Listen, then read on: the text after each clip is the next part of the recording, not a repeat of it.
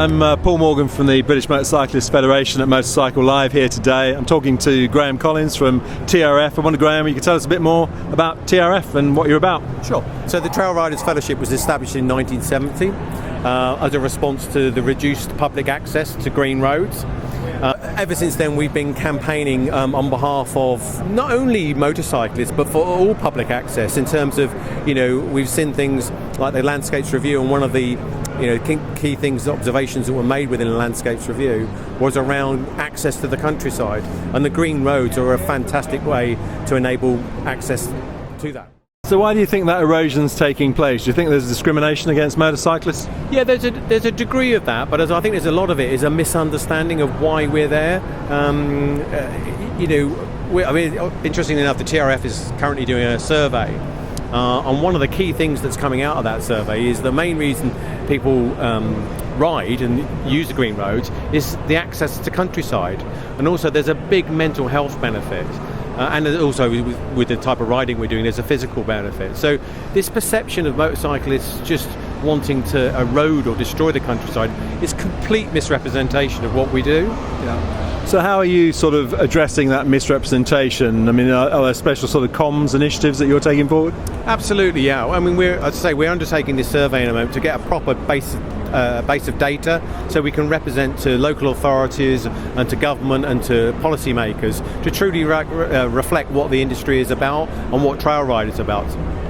And what sort of people are being attracted to TRF and trail riding at the moment? Well, I think it's true, like all motorcycling, it's a very inclusive activity, and the age range can be from 18, 20 through to a lot of older riders. So when you look at the classic demographic of a trail rider, they're kind of probably 50 plus. They can be men or women coming from lots of different social economic backgrounds.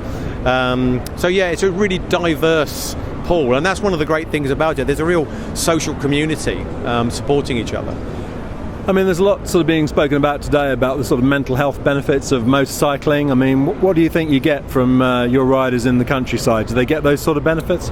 Absolutely, 100%. Again, I keep referring to this survey, but the sort of figures that we're seeing is that 96 to 98% believe that there's a real positive mental benefit. The thing with motorcycling, you have to be 100% focused, because of the concentration that's needed to kind of carry out the activity, and by doing that, you're kind of completely immersed and you just escape the pressures of everyday life. And I know from my own personal experiences, you come back completely refreshed and recharged, tired, yeah, but happy. So it is amazing. And I kind of, if I'm personally struggling with something, I can go off on my bike and do a lot of thinking, and come back. And oftentimes I've problems, things that were giving me real problems, I can overcome and think, come up with solutions while I'm out on the bike.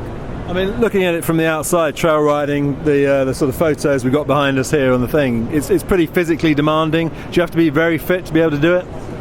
Well, I do it, so no. No, I mean, it's certainly you do. There's an increasing amount of data about kind of like metabolic rates and kind of the anaerobic and aerobic state that you're in. And so I think the government recommend something like an hour and a half or 2.5 hours of physical exercise a week. And actually, in one trail ride, you're likely to exceed that. And how do you ensure that trail riders are sort of seen as part of the mix in the countryside and not as a nuisance? Well, it's about engagement. We tend to try and spend a lot. We've got more in common with horse riders, with cycling, with the ride. It's all of us are there for the same reason in terms of that enjoyment of the countryside. So yeah, there is the odd confrontation, but that happens within any user group, and there are some elements that are not representative of our community.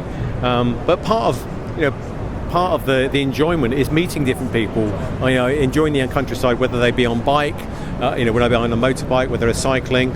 I mean, there's a huge percentage of people that are motorcyclists that are also horse riders, cycling, etc. So they use the countryside in different ways. Okay.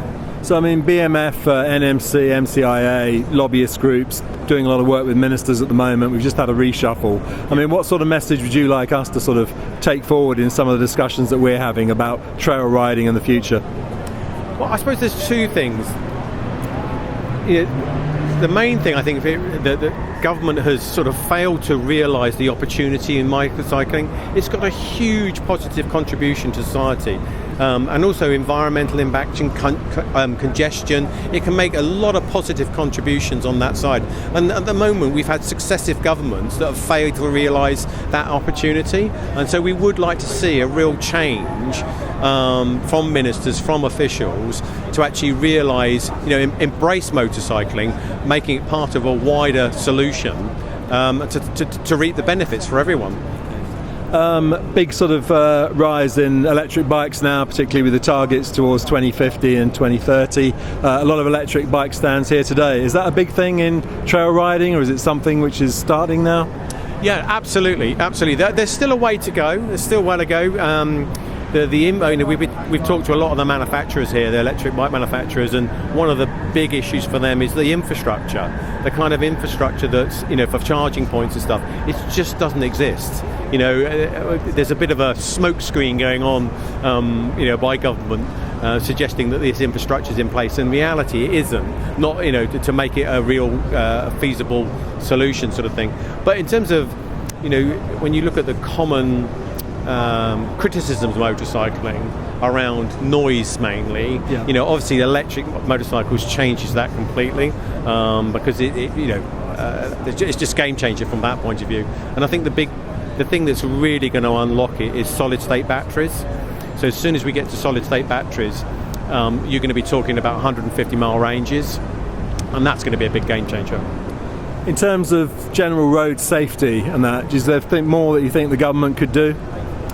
Absolutely. Also, I think there's I've got this theory that before you're a car driver, you should be a motorcycle driver. Yeah. I think they have a much better appreciation for kind of vulnerable users. But I mean, that's one of the other great things about trail riding. It's a much safer environment for motorcyclists. Yeah. So we are we do recognise that we're one of most of the vulnerable groups. But there's a number of areas that I think government can make significant changes to improve road safety, whether road layout, road surfacing, etc. There's a lot that could be done. Okay. And in terms of training and licensing, one of the things which we're lobbying for at the moment is a simplification of the process. We think it's too complicated at the moment and actually deters people from getting into motorcycling. I mean, what are your views? I 100% agree. Yeah, there's too many barriers. If we're to seize the opportunity that is motorcycling, we've got to remove the barriers. But at the same time, we need to maintain safety standards. So we need to obviously, we need to get more younger people into it, make it more accessible, but at the same time making it safer. So as I say, things like road layout, road surfaces, driver awareness. So a driver awareness campaign. We've seen it before. We kind of think bike, but it probably doesn't go far enough. Okay, well, Graeme, thank you very much for talking to us today. I mean, your passion for trail riding and motorcycling really comes through. Thank you very much. Thanks very much indeed. Have a good day.